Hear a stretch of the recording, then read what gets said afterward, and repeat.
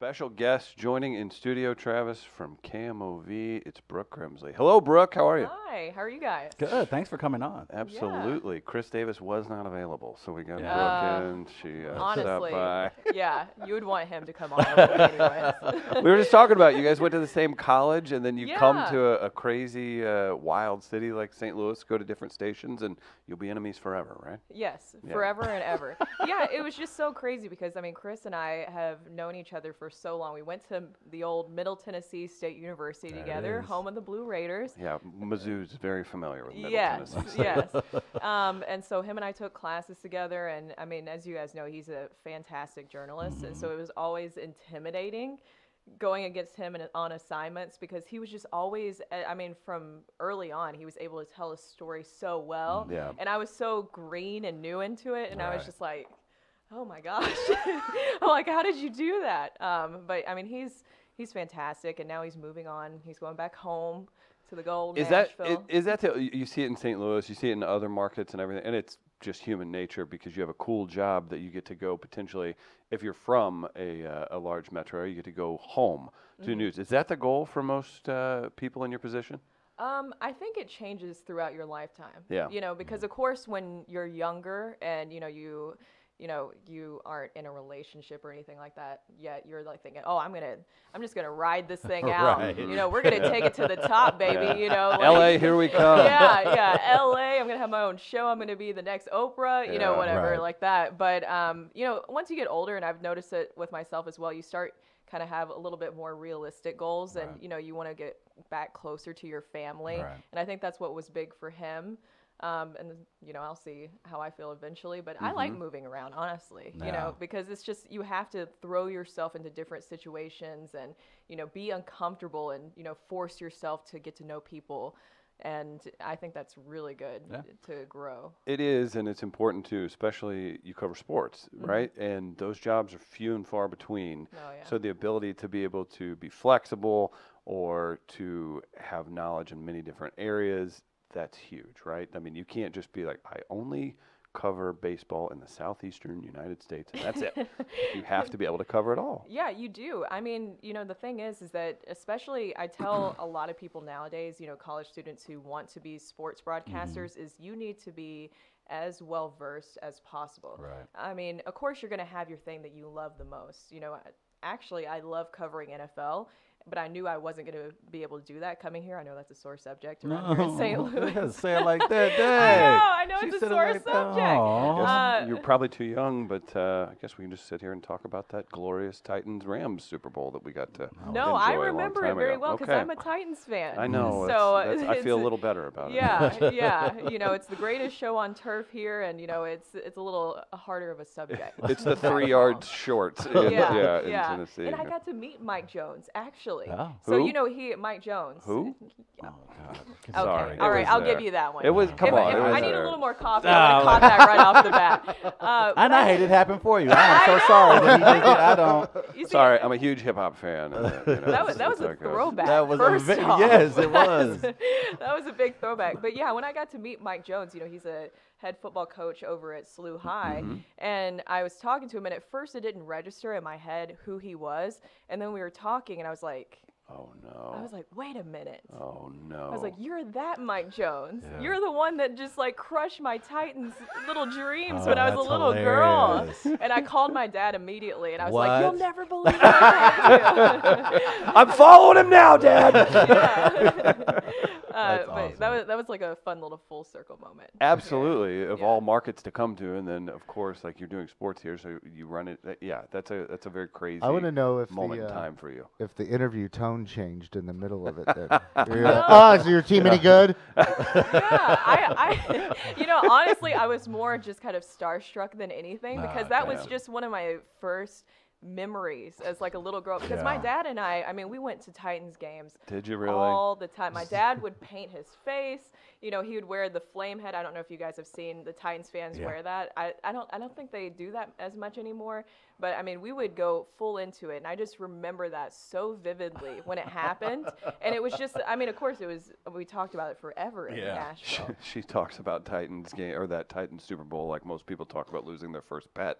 Like, that's it was horrible so memory. Close. Yes, it was so close, and that was just such a great team. I mean, Eddie George, Steve McNair. That was a very good team. Yeah, I Frank still can't Wycheck. Hey. There were so many good players. And Bruce Matthews was on that team, I believe, right? Mm-hmm. I remember that team because for the longest time I was a Buffalo Bills fan. And let's just say I have some issues with a certain play that has become known as the Music City Miracle. Yes. So that's all. Yeah. So all of us in this room have an attachment one way or another to that era of football. And that's exactly what I love about sports Yes. in general, is because there's just so many memories associated with it. I mean, you can go back and connect with people in so many different ways, just talking about something as small as this. I mean, that's what I love about it so much. What's the most challenging thing right now in regards to covering sports in 2020, as far as, trying to get the information out there as quickly as possible, also trying to be as accurate as possible as well, building those relationships with the people in the know without necessarily compromising too much of your journalistic integrity in the process? What's the biggest challenge right now for anyone covering sports, especially here in St. Louis? Well, I think, you mentioned it right off the top there. It's really hard because we have so much pressure nowadays as a sports journalist you want to be the first to tell something. You want to have the exclusive, you want to just tweet it right now. But I always tell people, like, it's more important to be accurate and then have the full story than just being first. Which is kind of a battle because you have, I'm not saying in particular here, but, there's stations and, your bosses say, well, we want you to tweet it first. We want it now and stuff like that. But I've seen that backfire, and I'm sure you guys have as well, for so many people. And so I prefer to be more accurate than first anything. And I think that's the hardest thing for a lot of sports journalists to juggle, is because you want to do the right thing. You want to say the right thing. And, for me too, when it comes to building relationships, I'm still very new here. So I have to, there's a lot of things like that I'll discuss with players or coaches off the record, and I'll keep that to myself just so that they know that I can, they can tell me something. I'm not going to run to Twitter and just put it right out there, or unless they're comfortable with putting it out there. But, it's about building relationships and not burning bridges as well. And when you're trying to tweet something first, sometimes you can burn bridges. And so it's a very fine line. I'd rather keep those relationships with the athletes that I cover and the coaches and all that stuff where they can trust me, rather than being first to say something. Gotcha. Are you willing to risk those relationships for reporting the facts, and it may not look so great for somebody that you do have a good relationship with? Personally, we're in a position where we don't have to. We do an entertainment show. Yeah. We can kind of skirt whatever we want to say. We don't pull punches or cover for people, but we can just choose to not talk about certain things. I wonder, St. Louis, and maybe this is everywhere. I mean, I'm just familiar with St. Louis. You can run into hockey players at bars. You can run into Cardinals players at a restaurant, whatever it is. You can run into these people all the time. And then in your position, you're face-to-face with them. You're working with them all the time. So I'm not going to call it a friendship, but you become chummy with some people. I'm speaking from a little bit of experience with that. But in your own personal experience, are you willing to do that? Like, is that something that's – because I think it's hilarious, too, the criticisms that come from the general public. Oh, say this, say that. It's like you're not going to just tear someone down for no reason. But if there is something that you're going to be not so pumped to report about somebody you have a good relationship with, is that something you're ready to do? Is that something you have to do no matter what because of the job? Yeah, you have to. I mean, the thing is that if it's something that needs to be reported, and also if it's just straight facts, if they're not doing as well, and maybe there's something attributed to it, like their health or something like that, and it's a kind of a generally known thing, then you can talk about that, because they're not my best friends at the end of the day. Yes, it's more of like a respect kind of thing. Like, of course, like I'll talk to them and say hi and all that kind of stuff, and I'll talk to them about personal life stuff if they want to. I'm not going to push it and I'm not going to put it out there. But if it's just straight facts, then you have to cover it, because I'm not doing my due diligence as a journalist by not fully reporting what's going on, especially if it's something that needs to be put out there. You know, of course, it could put you in a tough spot sometimes, and I've seen that backfire for some journalists. I'll never forget, just kind of going back to the Titans, sorry. No, please, no. The Titans, this is something that I learned really early on is, you know, you're not going to make all these guys happy because, I mean, the thing is, athletes, as we know, they have pride and they do have a little bit of a bigger ego. They need to. They need that edge in their sports because of how competitive things are in all sports nowadays. And so they're not going to like everything you report. Of course, they want you to report nice, happy things all the time, but that's just not realistic. And so I'll never forget one time with the Titans, there was a journalist who put out this bad article just about ripping on the Titans, how bad they were doing, that they need to get rid of Marcus Mariota, which we all know that happened now, but this was a few years ago. And we were in the locker room and I was covering the Titans, and all of a sudden, like, one of the linemen saw that journalist and said, "Get out of here. Get out right now. You're going to write this stuff about my team. You need to get out of here right now." And he saw it as he's a O-lineman. He's protecting his quarterback, even off the field. Oh, my God. How sweet. You know, it's so romantic. As you look at that mountain of a man, you're like, you're this sensitive? Like, really? Yeah, I know, but it's just, and surprisingly, I've seen that happen so many times. Wow. But it's stuff that needed to be reported. And look at what happened eventually. Marcus Mariota isn't the quarterback that beat the Patriots. It's Ryan Tannehill. So I didn't throw the interceptions, dude. I just talked about it. Yeah. And so that, I mean, you're not going to please everybody. And that's just in life in general. You're not going to please everybody. Now, just ripping on someone just to rip on someone, that's different. You know, but if the that's stats choosing are a different there, path, but if the stats are there and it's something that needs to be addressed, then you got to cover it. All right, so then if that's one side of the coin where the people you're covering, what about the people at home who are watching, who are following you, what you're reporting, what's some of the most ridiculous things you've gotten from that end? Oh, God. May we see your direct messages? Because in this town especially, and I think Chris's point, it probably is everywhere, but St. Louis, we're very communal about our sports here. So everything feels like if you attack the Blues or the Cardinals, you're attacking a family member. So or even just reporting something that is fact is considered even an attack on the team. So what is some of the silliest, craziest things you've received so far of your time here in St. Louis in covering anything? There's been so many things. I mean, I don't like hearing that. All right, let's start with high school sports first. Well, I mean, the thing is that you'll never please anybody anyway. Right. And so I had to learn that. I learned that in my first job. My first job was in Arkansas covering the Razorbacks. Oh, wow. Is that you'll always, which they are diehards. Yes, there. they are. That's all they have is the Razorbacks. They don't play around when it comes to their university. And so that was my first, introduction into the fact of, because, used to, especially when you're a new journalist, you want everybody to like you and you want everybody to think you're fantastic and you're a great journalist. And so I learned there that you can't read all the comments. Everybody's going to have an opinion, especially on social media. They feel like they have like a platform to really voice all opinions. All opinions. I think, I definitely got some criticism for when I covered the Cardinal Ritter story, which I'm sure you guys are familiar with, that high school coach who was let go. The way that I covered my interview with him is that we'd already known the repercussions, that he was let go, his entire coaching staff was let go. So we knew all this. And so my approach to the interview, and I said that at the beginning, is, I just want you to say on TV that you're sorry. If you truly are, I'll let you have this platform to do it. And I'll ask you if you actually did or didn't know about this. And then we're going to move on and we're going to say, okay, now what have you learned from this? Let's talk about the future. I got ripped on by so many people from that. They're like, you're too nice to him.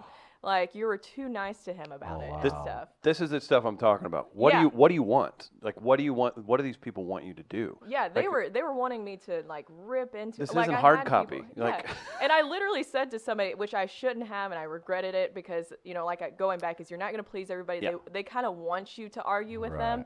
And so I told somebody, I was like, I'm not going to go all Nancy Grace on him. I hate those kind of style of interviews where you lure somebody in and then you're like, this is my Nancy Grace impression where you're like, well, why did you do that? Like, with like a thick Southern accent. That's Nancy Grace. Yeah, Texas. And then just like one yell more time, at them. looking directly at that camera over there. Why did you do that? I'm not going to do that. Right, nailed exactly. it. Because Perfect. it's not, also being a journalist is you have to stay true to yourself. And Right, maybe if that's right. your style of Right. journalism where you are screaming at somebody, that's fine. But that's not me. There's also a way different process of getting that guest on, too. Yeah. Because they know, like, nobody's dumb going into that interview being, I'm going to get a fair, normal, no, they're waiting that gotcha thing, and there's probably some compensation involved for that at that level. But even to that point, you mentioning about being who you are as a journalist, like it's kind of something we talk about a lot here about people almost changing their persona to fit what the wave is at the time. So we've even joked about like, man, look, if we have to go full black conservative on this show, then so be it. Then Travis will pay. Are you going to do that? No, okay. no, not at all. But that is to your point, like people changing who they are. Are you seeing that a lot in this industry? Because if you take on a antagonistic point of view, you can kind of get moved up to the front of the line faster than others. You can become more of a personality. Do you see that a lot now in your industry, or at least since you've been in it? I mean, I've seen a huge dramatic change in it, and the fact of social media has changed so much in life in general, but especially with that, because now, as you mentioned, personalities are rising in broadcasts in general, especially in sports as well. And it's hard to know truly if that's how someone is or not, but I just don't believe in putting on an act or not being a true journalist and abiding by those ethics to further your own self in the business. I just don't if the thing is, whatever happens in my career, I don't want that to be the way that I get to a certain point. It's because maybe all of a sudden I'm like going to be the Nancy Grace sports journalist where I just bring people on and yell at them. Like I'm not going to, I don't want to do that. You would have plenty of opportunities with athletes. They would never disappoint. You would get plenty of opportunities. But then everybody would hate me. Right. Like, and you'd be, and it would be a thing. And also, not to be political, but you saw what happened with Tomi Lahren. Is that how you say her last name? Lahren. I think Lahren. I believe so. Chris? Yes. Look at me. The very conservative political girl, is the fact that that's one way that she rose to the ranks very quickly. Yeah. I mean, not doubting that she might have had, like a great work ethic or anything like that, but I mean, she rose quickly because she did create that personality. And you see it just in general, and that also transferred to sports, is that those personalities are just rising to the top quickly. Maybe the guys who yell more or, have certain things like that. But to me, I mean, even though I'm a sports journalist, like it's important to me to stick to those core ethics of telling a story and properly telling a story. Now I'm stuck in my head here, Brooke, and you've done it to me. All I can picture now for like maybe just one sportscast, because I don't know where Nancy Grace went, but can you imagine Nancy Grace just anchoring one sportscast? Oh my God. She'd be like, and the Blues lost 3 in a row again. Maybe I should. Look at the Cardinals. What are the owners doing? What are they doing? What are they doing? They're just going to let this happen. Yes, exactly. Oh, we just came up with a great character. You start absolutely break that out. Them where they hang out at night. All of a sudden, you guys see me this week, and I have blonde hair, and it's like teeth. Yeah, like you got to go big Nashville 80s. And I'm just like screaming directly at the camera, and you guys will be like, wait. Yeah. Can we get a producer credit on that? The Ladue basketball team, those uniforms look pretty expensive, you've asked me. That would be great. I want that to be a thing now for you. Oh, gosh. Nancy Grace sportscaster. Nancy Grace sportscaster. I worked so hard to get rid of my southern accent. We're just forcing it back. I was going to say, even if you don't do it on KMOV, like you kind of have to come here and shoot some YouTube videos as this character we're going to come up with. That would be so fun. Did you have a thick accent before? Not incredibly thick. So my mother's actually an English teacher, and my grandmother is an author. So they were very big into my God, English. Nice. And so they're very well. My grandmother has the accent that's dying out in the South, the Georgia Southern draw, where she'll say, "And Charles went to the store the other day." And that is awesome. Like that. Yeah, and my mom is just very proper, and so it's my cousins on my mom's side that actually have a very thick accent. Okay. And it's really funny. This is just a little story story. So this past Thanksgiving, I brought my boyfriend back home to meet my family, and he's from here. He's from St. Louis, and I was like, just so you know, my mom's side, you know, they're farmers, you know, like all that kind of stuff. Like we're actually going to a farm for Thanksgiving. Like you'll get the true Tennessee experience, you know, that they put on TV. And my cousins were talking to him. Lil Jon is what we call him, not the rapper, not the rapper. You know me, for everybody. Hip hop correspondent Chris Denman. And my boyfriend was like, "What? What did you just say?" Like he couldn't understand. That does happen, where it's like, what's in your mouth? Like, what's happening? Spit it out before you talk. Say it again. Yeah. Instead of Ville, we say Vol back home. So you'll say Nashville, Shelville, you know. And so and St. Louis people would be like, "Oh my gosh, this hick." The only thing that I said, I would say y'all a lot, just because that was just typical. It's kind of endearing too, right? Yeah. So we would say y'all. Like I would say that a lot. You know, I would say like field was always the tough one for me, because I would just, you know, back on the football field, you know, you say that field, you know, so I had to work on it. And I was actually a bartender back in college, and so I would practice on my bar guests. Oh, really? Yeah, I would switch it up and say, you guys, like I would force myself to, because I knew I wanted to be on TV. Yeah. And so I would practice on my bar guests, and so that's pretty funny. It was funny back in Tennessee. They'd be like, "You guys, like what?" I'm Brooke Grimsley. Here's your Bud Light. Yeah, I would practice. I would practice on my bar guests, because that's you know hilarious. I would go to school all during the day, and then night I would bartend. And is this in Nashville? Yeah. Or where was this at? Okay, so was this in like the Bachelorette district? Like, how does this work? Let's hear about this. Bachelorette district. That was a nightmare. Yeah, I worked at. How many penis gummies have you had thrown at you? There was just so many, and a lot of my favorite were when people would bring in the giant. I don't know if you've ever seen them. The giant penis like blow up like things, and they would want people to sign them, and they would bring that into the bar. Like, hey everybody, what is? Hey man, come on, and kids over there, relax. Yeah.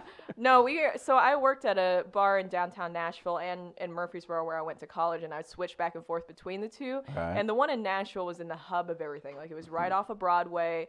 And I mean, it was always packed. We'd have Titans players come through that lived there. It was actually at the bottom. The restaurant was at the bottom of Taylor Swift's building that she lived in. Oh, that's crazy. And so, you know, casual. We never saw her though. Right. But you knew what the next album who it would be about. You knew before the public knew who she was dating. Ooh, girl, it's gonna be good. Yeah. And so, I mean, it was always crazy. And I mean, I had noticed during my time in college the surge of becoming the Bachelorette capital. I mean, it just became insane. It always happened like this. Like 5 girls or more in a black dress like would walk in, and then the bride would come in with all the white and all that stuff, and they would come up to the bar and they would say, she's getting married. What can we get for free? And I'm like, nothing. Like, do you see you and the 20 other groups here? I will make zero money. Like, oh my God. Like, I'm trying to pay for college. That's an interesting part of that, because Nashville is unique. It's turning into just like straight entertainment. But not only do you have some there's what 2 professional sports franchises, and then you mix in the country music and rock, just music industry. You just say that. That had to be funny growing up there, having country stars, kids running around at schools, or even just like bumping into somebody that like is gonna be in that world. Like that's a strange world that only Nashville knows, right? Yeah. Like that's a pretty wild thing. Well, and you know the thing is, it's a very Nashville thing, and to when you see the celebrities, you don't bother them. It's just I don't know what it is. It's just kind of like an unsaid thing. Like you would see them and you just let them be. And that's supposedly a reason why a lot of them like living in Nashville. It's because that the people who are true Nashvillians, you know, they wouldn't bother them. It's gotten to the point where like we talk to so many comics and stuff. There's some comics that are pretty big that just stay in Nashville, and the LA comics are like, man, I'm jealous. They get to have like a house and a yard and all that stuff. And so it definitely, like, we've heard that as well. And a little bit more privacy. For sure. Too, less of the hustle. I mean, the traffic there is terrible right now. But, I mean, a little bit less of the hustle and bustle. But,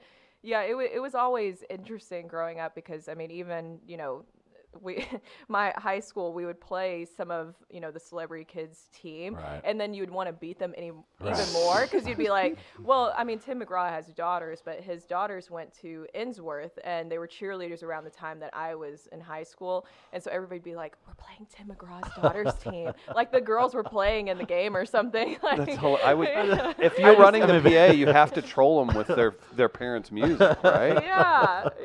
Oh, that'd be I just fantastic. want to see somebody just talking smack to like Faith Hill's kid and just be like, hey, relax. Yeah.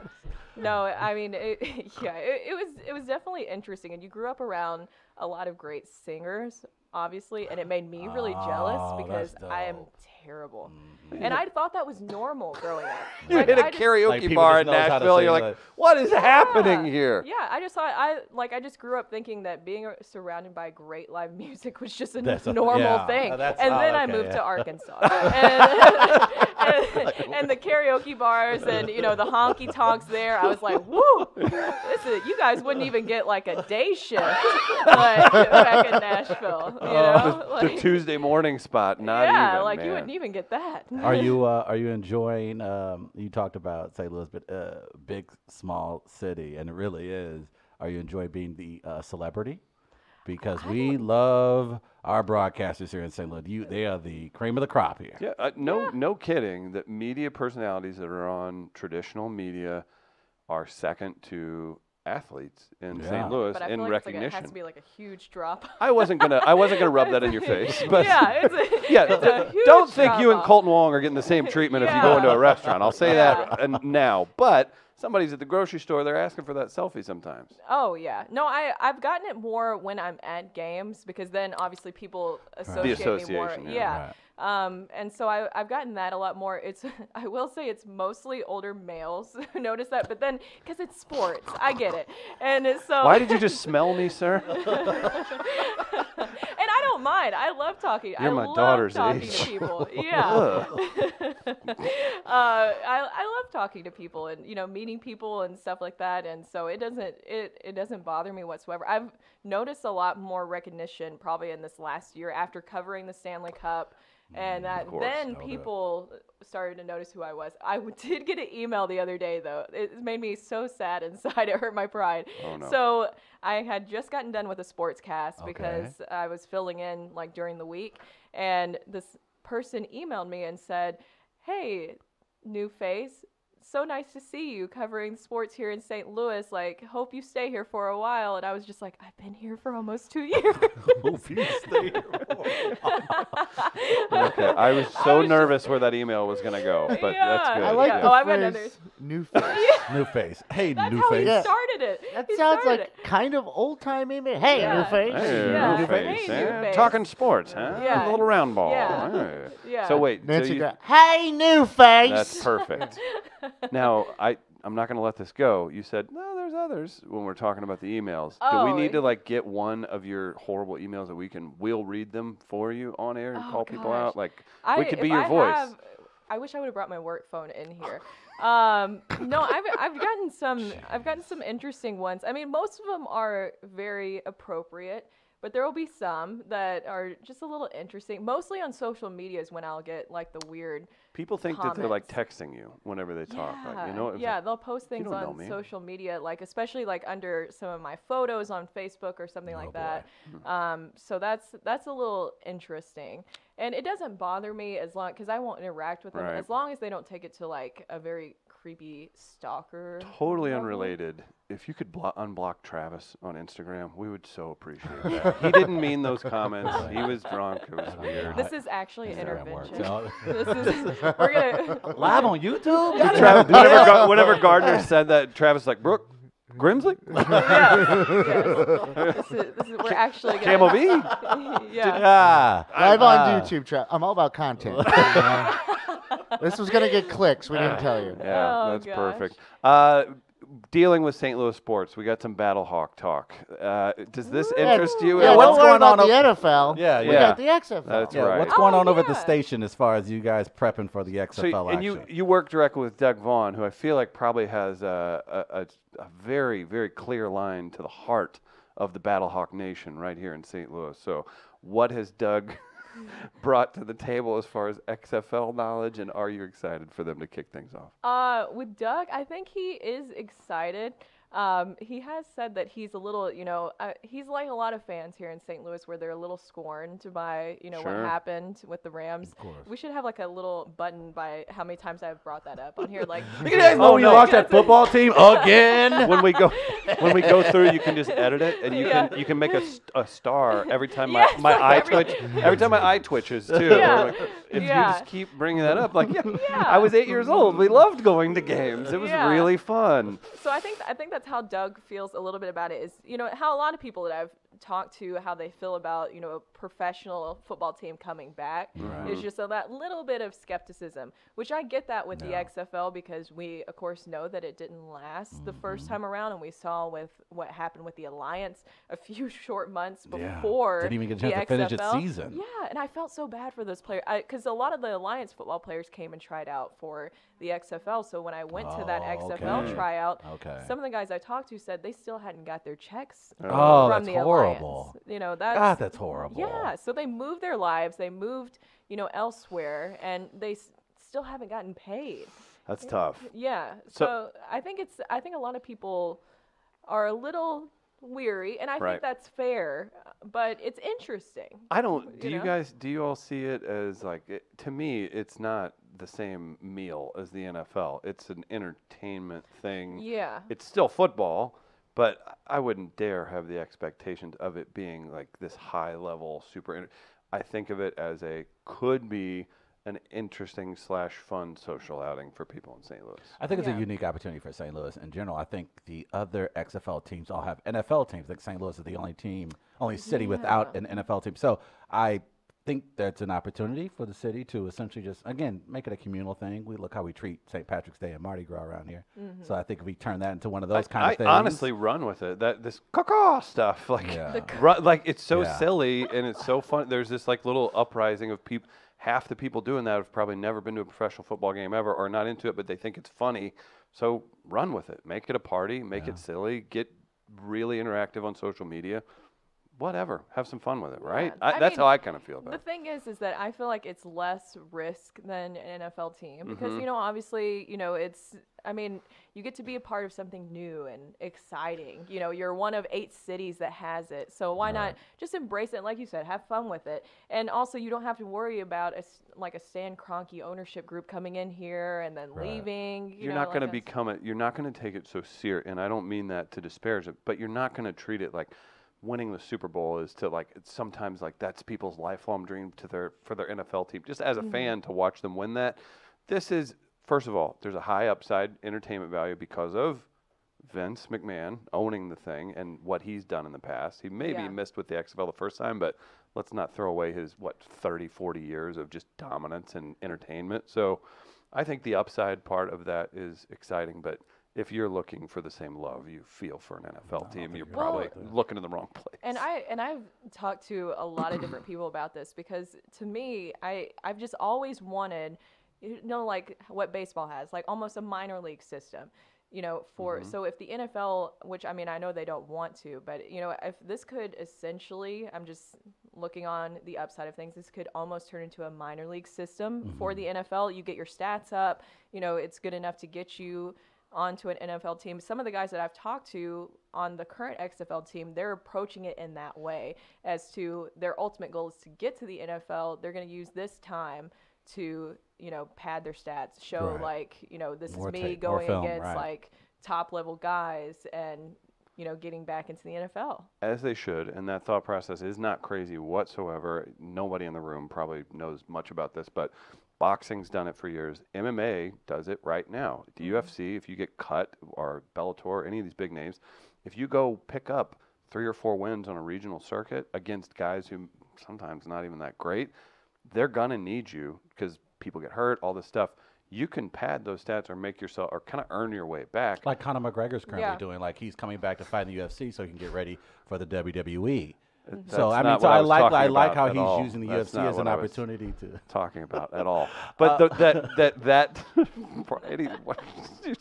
that process should be in place. Like that is nice that there's potentially a landing spot for those people to jump back into the big leagues. Yeah, and that's how a lot of them are approaching it. You know, Jordan Teamu, the XFL quarterback for the Battlehawks right now, I talked to him about that, and that's really how he sees it. That's awesome. Because it's I mean, with a lot of things, but especially in the NFL, it's timing more than anything. Yeah, definitely. You know, it's timing. His time just didn't work out. You know, he was signed with the Texans, you know, and then got cut, you know, during the camp and stuff. And so it's like it's timing more than anything, maybe getting more of those stats showing that, you know, you can do this or that. Maybe you didn't get enough of it in college, and you can show like, okay, look, I can, you know, do this. You didn't like that, what I did in college. Well, here's a different side of me here. I mean, there is top level. I mean, these are all Division I. These are all college football or professional players. Like these are all people that were fringe NFL or and there was plenty NFL of guys players who got cut too, who, you know, were top level talent as well. So it could be pretty legitimate. I feel like everybody just needs to at least go out and see it. And then too, with the Vince McMahon part, I think that is so interesting is that he's interesting in general. But the fact of that they haven't, you know, the first time around, he was very much the face of a lot of things. And it was very WWE. It was very, you know, as we all know, like the tiny little cheerleader outfits and everything was just like at the Rock very and Stone Cold before every game, coming out, getting the crowd pumped. And this is different. Yes. You'll notice that they put Oliver Luck out. Yes. More smart, very Mohr, smart. Who's a very studious, you know, not saying Vince McMahon is. But no, he's got the credentials. He's got he's got the Yeah. respect of people throughout the league and throughout professional football that, oh no, he's a serious guy. So this could actually be a serious venture. So that I think that was interesting that they did that. That was something I noticed right off the bat is that they're trying to show that, you know, it's a little bit more legitimate this time around. The one thing that I will say concerns me is when they came here and Oliver Luck was talking to the media. The first question I asked him is, what's going to be different for this team, you know, for the XFL to succeed as opposed to the Alliance and all the other ones that have come through? And they said Vince McMahon, because he has the capital to back it up. That's a little concerning because that's a lot of capital. That's 8 teams. The players are making around $50,000 plus. So that's my biggest concern in that way. But they did get big TV contracts, and that's what drives sports. That's a big deal. That's a huge deal. They got some really good TV contracts, and honestly, that's where the money is. If you can get those big TV contracts, then you're kind of set, honestly. Yeah, really are. I will say, even though you may not treat the XFL the way you treat the NFL, if the Battlehawks win the title, there sure as hell better be a parade down Market. It's happening. Oh my God. You don't get Market for you that. Get a Market parade. I'll give you Locust at best. No, you don't get there Market. won't be a damn parade if they win the title. No. You can hang out in the parking lot near the dome. That's it. I saw that one guy already got a tattoo. Oh boy. Yeah, Listen. Battlehawks tattoo. I saw that. That's dedication. Yeah, that's dedication. That's interesting. Not even knowing how the team will perform. This sounds like someone who knows someone in the tattoo removal industry. Like he's like, you know what? It looks like I'm going in, but it's not as risky as you think. They're in big tattoo removals back pocket. As you know, as that happens. He's a part of the big tattoo removal lobby. Did you get one removed? No, I haven't never had one. I've thought of getting one. Lucky you. There's no. I was going to get a bear. It's too late. Don't. What? A bear. Do you want to get into that? No. What's no? God, please no. Scared of bears.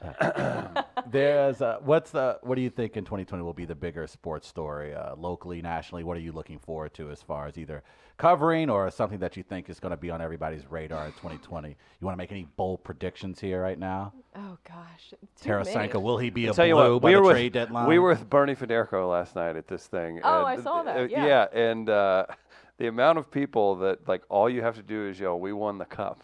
That get so excited.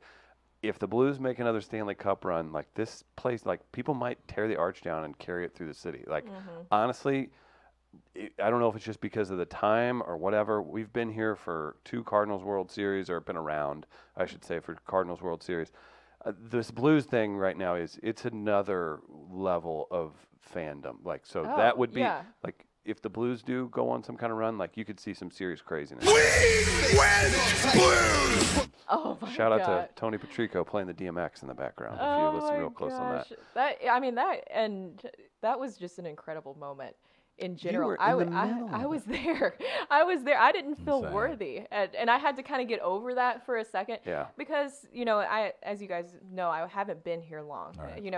That's when you have to take credit. Yeah. Well, and so You're welcome. Oh my God, that's me.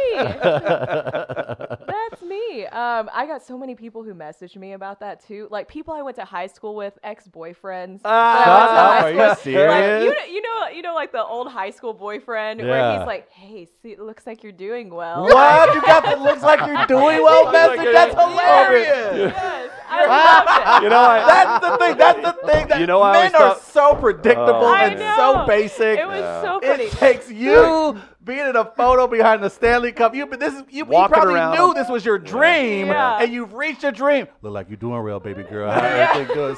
St. Louis doing all right. See, they That's treating you well in St. Louis. exactly Like, what do it. you do? What is happening? That's Yeah. hilarious. Yeah. Walking on the frozen tears of all the Boston players. She's got Oh It my is. God. It is Feel that. because I want to know what goes through that person's head at Yes. that moment where they're like, "Yep, gotta see." Gotta send it. that. Like hoping like that I've been waiting Right. with bated breath for this Yeah. message for you. He remembers me. live look. You just toss the cup out of the way, go running back to the plane, Yeah, and get back. like on a it. romantic comedy. Yeah, yeah. Yeah, that whole experience was just so, because it just all happened so fast, because I had only been here for about a year at the start. So it was my first time covering the Blues, Oh my my first gosh. season covering them. And so I saw them through all of that. Right. So, the Yo firing, them being terrible, The fights in practice. and- yeah, I wasn't there that day. I was so mad. And then, Tarasenko apologizing to fans. And then all of a sudden, I'll never forget, Maurice Drum and I, who's now going to the morning shows at KMOV. Tear for that one. I'm so sad. I'll miss him. But we were in spring training. We were at spring training. And all of a sudden, we were like paying attention to Blues stuff. And I said, Maurice, the Blues have won like 11 games in a row. We're about to go back to something crazy here. Yeah. And he was like, really? And he was like, well, I guess we got to start getting ready for playoffs, not knowing what was lying ahead of Right. us. So we get back from Jupiter, Florida. We were there for 2 weeks. Right. And the Blues, that's when everything started to happen. Jordan Binnington just became this huge monster. Insane. Yeah, just incredible. We got to see his personality, which is, I think he's hilarious. I know that some people think he might be like cocky, but he has a very dry sense of humor. He's like, and if you know anything about Canadians, like he's playing a part too. I guarantee you that He's guy's so super funny. friendly. Yeah. Oh, yeah. he's so nice, Yeah. and he's really funny. But so we got to see that, and then all of a sudden, like things just kept happening. They just kept winning, and then you have the Gloria story. You have Layla Anderson, Yeah. and I'll never forget. Like I think it was it was before the Dallas series.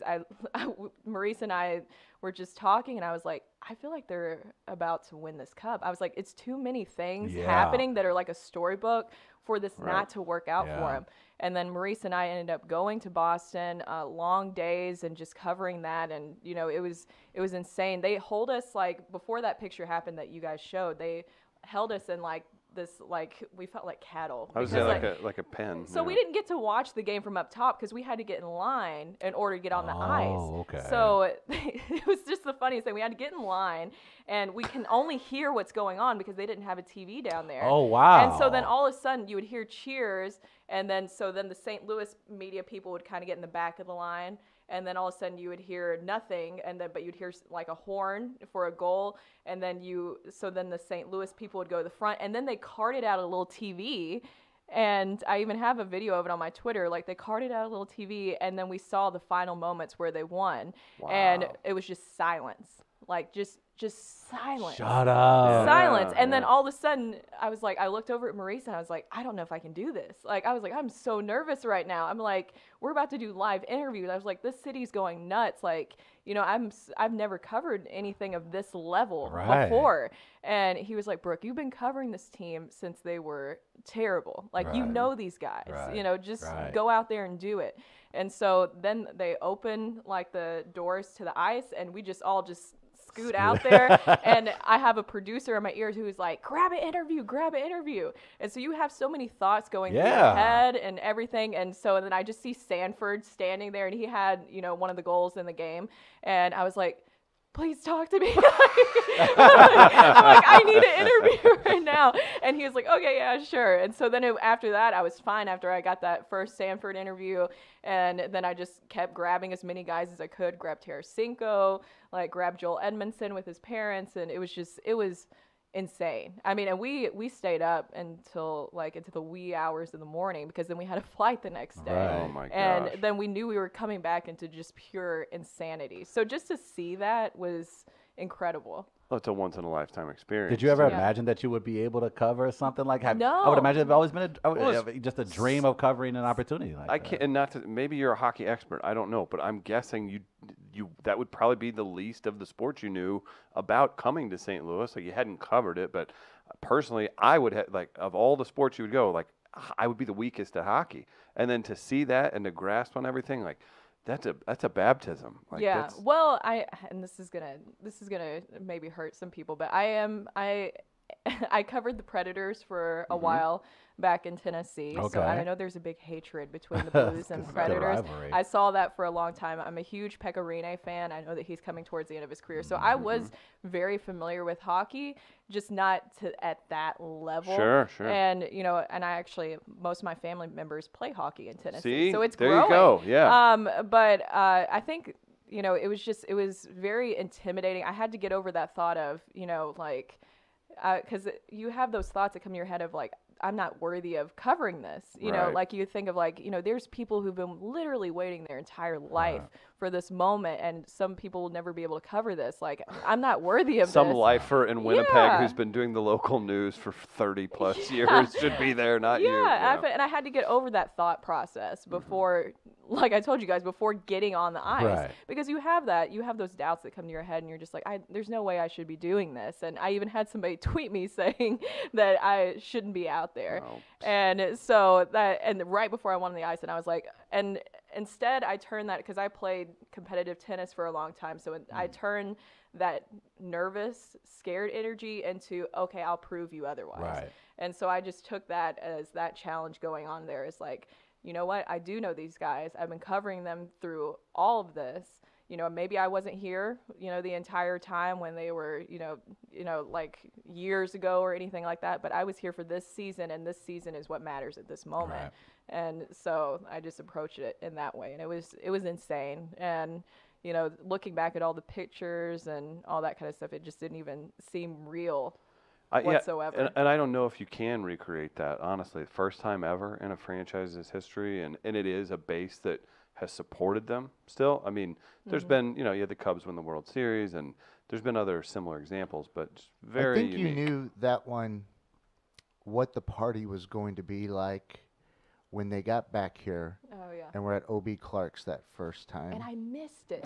But we were stuck at an airport terminal. But I think when you see even what was organically developing there, that's when you kind of knew what we were in for. Now, I did not know Brett Hull would turn out to be like he was. Star. But he is just so amazed. Yeah. It was so but amazing. You kind of saw, this is going to last a while, and this is going to be exhausting for some people for several weeks.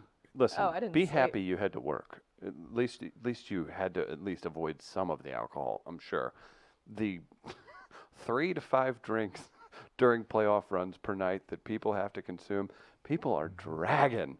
If they those World Series and then now the Stanley Cup run, as I've gotten older, I'm just like, this is so exhausting. It is brutal, but it's all worth it. No one ever thinks about what the fans have to go through when drinking, watching these games. You know how many chicken wings I ate last week just enjoying this? That's a good point, Gardner. Yeah, no, it was opposite for me, because I saw my friends back here celebrating while I was in Boston, and they were just you saw all the videos of what Wheelhouse looked and all that kind of stuff. It was insane, and and everybody was drinking, and I was having friends sending me videos of people dancing on bar tops, and I hadn't been drinking like during that whole time, just because I was like, I need to stay laser focused, you know, like I got to be a good journalist. And so then when all that was said and done, I was like, I'm ready to celebrate. And then all my friends were like, we're we hungover. can't. We're good. Yeah. So that was really fun to see just everybody in the city and just hear all the different stories about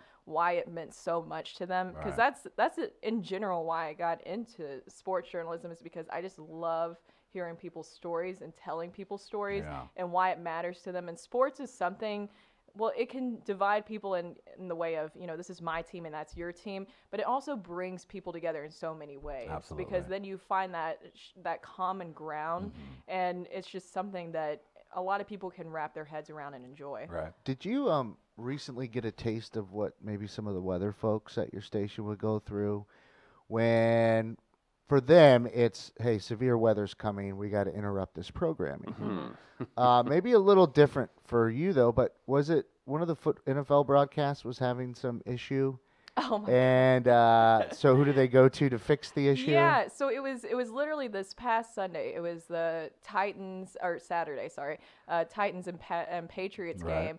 And there was just like a little glitch all of a sudden, you know, during the game. I don't know if anybody noticed it, but I noticed it because I was watching the game. As you guys can tell, I'm a Titans fan. And so I was watching the game, and even I was like, hey, what's going on with the TV? I was like, is it my TV? And then all of a sudden, we just get phone calls. Just people calling into the station, just like one after another. The phone's going nuts, and it's like people who are like, hey, you guys need to fix this. And it's like, and so that's why I tweeted out, I was like, just so you guys know, the local CBS station can't do anything about what's happening on the national broadcast. It hurts my heart so much that people think like, I'm picturing them pulling out a phone book that's like 14 years old, finding the station's number, and then just, hey, hit the side of your satellite real quick. Do something. Yeah. Who would turn it? You gotta turn it. Turn it. Process, like, that's not how, like, that's not a. No, I know. And so many people will call us about so many different things, and it's just amazing to me because never in my life have I thought, I need to call the local TV station and let them know about this. Right. Like, I just never in my life. You know, there's this one guy who calls constantly and wants to know, like, when I don't know. Okay. I don't know, but they'll call, like, especially when the Cardinals are in season, we'll be like, hey, it's like freaking Saturday, and they'll be like, hey, who's pitching Tuesday? Oh, like, no. What? I mean, usually the person who I do know. pitches, like, yeah. Who pitches? Yeah, and can you redirect those calls to us? Like, that's good content. See, that's like, where I'll sit there and talk to them See, about that's it. where I would just start vague at first if I answered and be like, oh, the good old right-hander. Yeah. Right? Which right? You know. Yeah. And then he'll ask about the White Sox, and then I'll be like, you know, so who are the White Sox playing? And I'll be like, well, let me do a Google search real quick. Like, I'll make sure to say that so that he's aware that there's a Google machine out there that can help him with those It's not really questions. about the information, though, is it? It's about the interaction, right? Yeah, like, I guess. That's the motivation. And if it makes him happy, I entertain it. I'll tell him who's pitching. You got to go movie phone. You got to go like That's Kramer nice on of you. Seinfeld. You got Kramer Seinfeld. Yeah. Pretend to know the answer and just make something up along. Andy Bennis is pitching on Tuesday. Yeah. Oh, good. Frank Thomas is on the mound tonight for the White. Just make stuff up. Yeah. I think Just do that's some enough. throwbacks to just really throw him off and be like, wait, you didn't know that David Price is back with the Cardinals? Like, Big deal, yeah. Gardner. I had one other thing, and this when you were talking about the accent earlier. Oh, gosh, did it come out? No. Oh, okay. I want to know if How embarrassing. the way I say something, if it's appropriate or not, because I say it to a good friend of mine, Ben Fredrickson, who's a columnist with the Post-Dispatch, who I affectionately call the hayseed hack. Because he is one. From Sedalia, Missouri. Mm-hmm. But Ben worked in Knoxville. Oh, yeah. For a little bit of time. Knox Vegas. Okay, so but I like to say it. You just earned another 10 minutes because we're gonna break that down. But I like to say it a certain way, and then he always gives me, well, you got to say it like that. So I like to say Knoxville. Oh, I like it. Her mom's side of the family would love Now, it. is that they okay? would. Because I remember when I was introduced to that Vol thing was going to Louisville. I was taught 3 syllables. Louisville. Yep. So Louisville. So I like to say Knoxville. Yeah. And then he's always, oh, you got to say it like that. It's not how we talk. Everybody talk. I go, it's just how it is. So is that acceptable or not? I think it is because I've heard people talk about like that, as you mentioned, my family, but I think that's completely acceptable. And and this will be my little mini TED talk about accents. I know that a lot of people make fun of accents and stuff. I freaking love accents. When we went to Boston, obviously, I wanted to talk to people with Boston accents because I loved it. And Maurice was like, "It sounds so ugly," and I'm like, "I love it." That's them. Yeah. Like that's it. Like I get a kick out of it too. Yeah, there sure. was a security guard, and we were talking about Wahlburgers, like Maurice and I, and he like interjected because I was like, "I want to go to Wahlburgers and see Mark Wahlberg." Like, I know he's not going to be there. But you think he just on the grill? Yeah. Oh, hey guys. Yeah. Picked up a shift. And then the security guard is like, "Oh, you don't want to go to Wahlburgers. You want to? I can't do the Boston." No, you can't. Yeah, there it is. No, you gotta try it. And it's like, oh no, you put the camera on me. All right, here, I'm you. I really want to go see Mark Wahlberg at Wahlburgers. Oh, you don't want to go over to the Wahlburgers. You go over to I can't even. You had it. I had it. I could really do it if there wasn't a camera on me right now. I think you're doing a really good job. Around cameras. Don't do your Wahlberg. Don't do your Wahlberg. But yeah, I love accents, and I know that a lot of people say, "Oh, you got to get rid of accents." I think that's so old timey in general to think that. Like, why pretend that we don't have uniqueness? Yeah, like why accept it? I mean, of course, like I get it. Like maybe it's a little off-putting, to have someone from the South talking, disgusting people, those like, Southerners. Oh my gosh, we're such hits. Gosh, I tell you. But I love accents from everywhere, and so I just think because it just shows a little bit more background about yourself without having to say I'm from here or something like that. Well, so. even just someone who says they're not for, or they want a certain way of talking all the time, they don't really mean that because what they will use the accent for is a way to judge you. And people are always looking for a way to judge or stereotype you. That's why we asked the high school question here in St. Louis. But the accent just adds the backstory to whatever you're stereotyping or developing in your own mind. So people that say, we don't want accents. No. You want to judge people. Don't lie to me and tell me any other difference. Yeah, I grew up around a lot of different accents. As I already told you guys about, my mom's side of the family. My mom doesn't have an accent. Like, she's very proper, obviously, being an English teacher. But I grew up with that side of my family with the accents. And my dad's side of the family is Japanese. And so I grew up with my grandmother who is full Japanese. Some of these conversations. Yeah, so my grandmother is full Japanese, and she lived with us growing up. And so she didn't speak English that well and at certain points. And so, I grew up with that accent. Right. And then total opposite end of the spectrum, a very Southern accent. So I just grew up with so many different accents around me. Classic style comedy potential there. Having the Japanese grandmother talking to just the most Southern sounding person on the planet. Yeah. That's gold. Yeah. Everybody got along great, but it was so I grew up around that. And so that was a little hard for me at the beginning because then I would pick up on all of that. And it was just very confusing for a lot of people. Imagine, the fusion of Southern draw mixed with the Japanese draw is what that would be.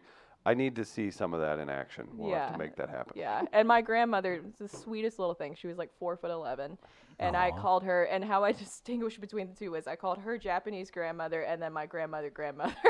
And I never thought that was weird. And nobody corrected me until I introduced her to my friends. I was like, "Hey man, hey, what? Hey, what?" They're like, "No shit." Yeah. Oh, you don't say. Yeah. So that was always interesting growing up. And it was very off-putting. Thanks for the help. Yeah. But that's how I referred to her. But yeah, so that's my little mini TED talk. Accept accents 2020. One of my favorite things to do now, if everybody binges The Office, go back and watch how much you can tell Phyllis is from South County.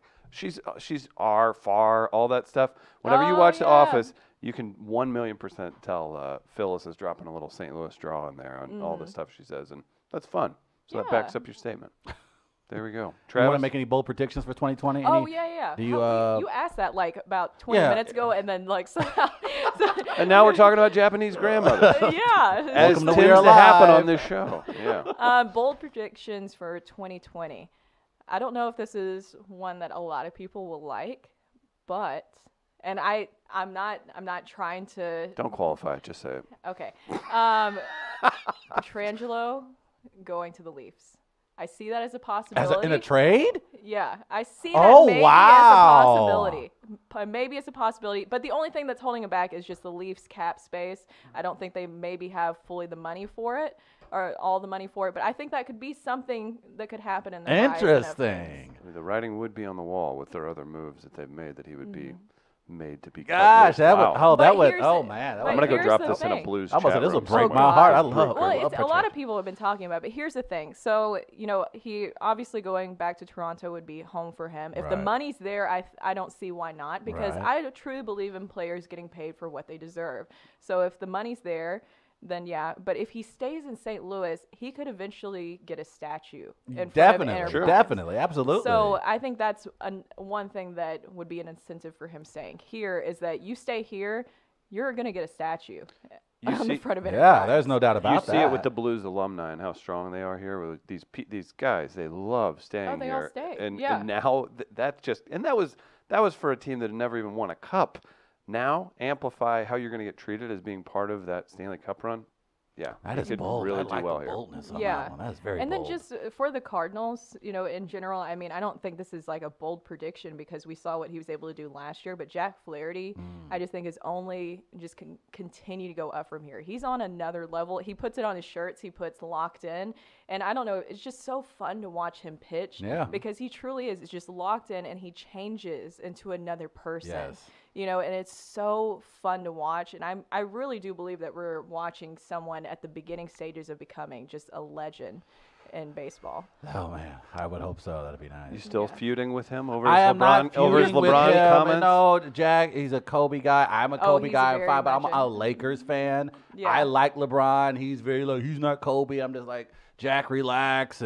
But no, I had to eat crow last year because I did not expect Jack Flaherty to go on the run that he did in the second half of the season. Then again, I don't think anyone did. But No one. he was absolutely just lights out in the second half. yeah. So I'm very excited to see what this Cardinals rotation looks like now with him. It's a little scary because It is. they keep throwing Carlos Martinez's name out there. My whole thing with Carlos, I don't know if you guys follow him on Instagram, but he's been putting some of his workouts up. So the problem last year was that he was doing the wrong workouts and he wasn't fully. His shoulder wasn't fully prepared. Right. But it seems supposedly from what the Cardinals are putting out is that he's doing it the right way this time. He's so living in his Florida, right? Yes, Yeah. so that he can be right there. He's checking into the facility supposedly around once a week and stuff like that. So, interesting. I mean, he was great as a closer last year. And so I liked him as, a closer, but I think Giovanni Gallegos will be a fantastic. He's another. Yes. He's like the under radar guy. Yeah. Like he's gonna step into that role that Carlos is in, and he's gonna do fantastic. I think. Yeah, it seems like that, and that was fun too, watching the ebb and flow of that trade that happened with people like, look at Luke Voigt smashing homers, and he's from here, and blah blah blah. And then by the end of last season, Gallegos is like one of the best relievers in the entire league. So that is kind of a fun part with Carlos. I want him like. I have just disdain for somebody that's going to take time to comment and say he's a bad pitcher because he dyes his hair. Those kind of commenters. gosh, yeah. So for part of me, I want Carlos is fun.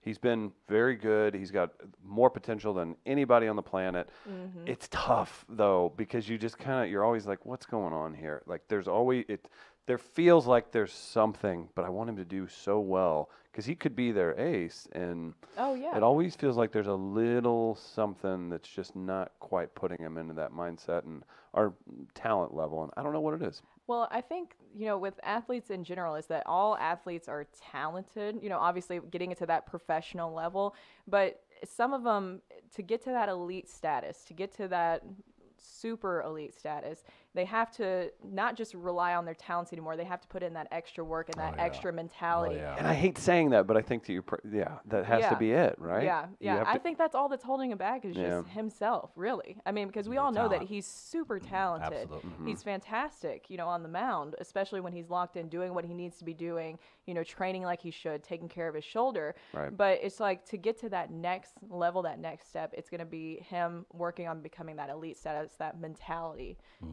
so. I hope he can do it. Brooke, what a pleasure. Thank you so much. Having you in Really here. appreciate it. Congratulations on all the success as well, moving up and working hard over at KMOV with Doug and the rest of your team. And good luck with the transition. I know that's going to be a lot more work for you, but I'm sure you welcome it. Yeah, it'll be a lot more work. I mean, if you don't like seeing my face, sorry, you'll see it more. Take that! Yeah. Hey, new face. Hey, I can't wait to get more of those emails. You should put that on your Chiron. Just go, new face. Hello. Yeah. So it's all exciting, and I mean, I love being here in St. Louis and covering the teams. I mean, I feel truly blessed for the short time I've been here for everything I've been able to cover. I mean, it's once in a lifetime opportunities for a lot of people. Well, hopefully there's more to come with that. And we've tweeted out all of Brooke's information. You all follow her for updates, all that good stuff, new projects, everything else. Thank you so much for coming in. Yeah, thank you so guys. much. Absolute blast. Quick reminder, we've got Comedy Thursday at Sophie's right here in Grand Center, 3224 Locust. Jack Daniels presents that. It's free. Stop by, 6 o'clock. Another great lineup this week. Schlafly specials, Jack Daniels specials. Stop by for free comedy every Thursday right here in Grand Center. Guys, Travis, Gardner. Yeah, one thing for the show tomorrow, big music news that we're going to have to discuss probably to lead it all off. Oh, boy. I'll let you know. You guys don't even know what it is. Do it too. I know. I will talk to you about it. What the hell? We're just poking you. What the hell? What the? Brooke started it. Okay. Yeah, what? Hey, where'd he go? Calm down. So we've got face. big music. We've got big music news tomorrow. Oh, huge new music news. I have a feeling it's something very personal to him. That's Arcade I'll give you a hint. No, it's not Arcade Fire. Neil Diamond. I'll give you a hint. Justin Bieber. No, not Bieber. Oh. That's pretty fun, right? Bennington and Bieber. Yeah.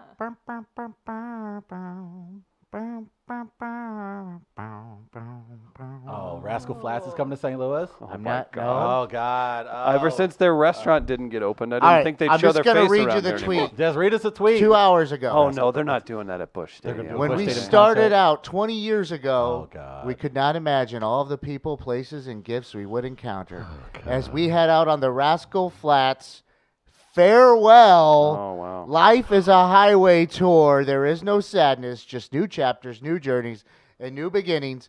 Rascal Flatts. A goodbye tour? Calling it quits. Just like the No! rest. Just like basically the the official group of this show, Rascal Flatts. Okay, you grew up in Nashville. Please tell me you don't have any sort of affinity for this Rascal Flatts business. No, not really. I think you do. Sorry that you don't like the Cars soundtrack. I guess it's pretty good. I mean, I don't know. We're gonna have to talk, Brooke. This is embarrassing. Yeah, Well, I'm that's the gonna big end music this stuff. with something Expected more out of you. controversial. I'm not a big fan of country music. Oh, that is. Did you do a mic drop? Yeah. Wow. That was. Wait, one more time into the to the mic drop. Do a mic drop. There it is. Okay, Gardner. Well, congratulations on the mic drop. Brooke Yes. Grimsley does not like country music. Good You God. heard it here first.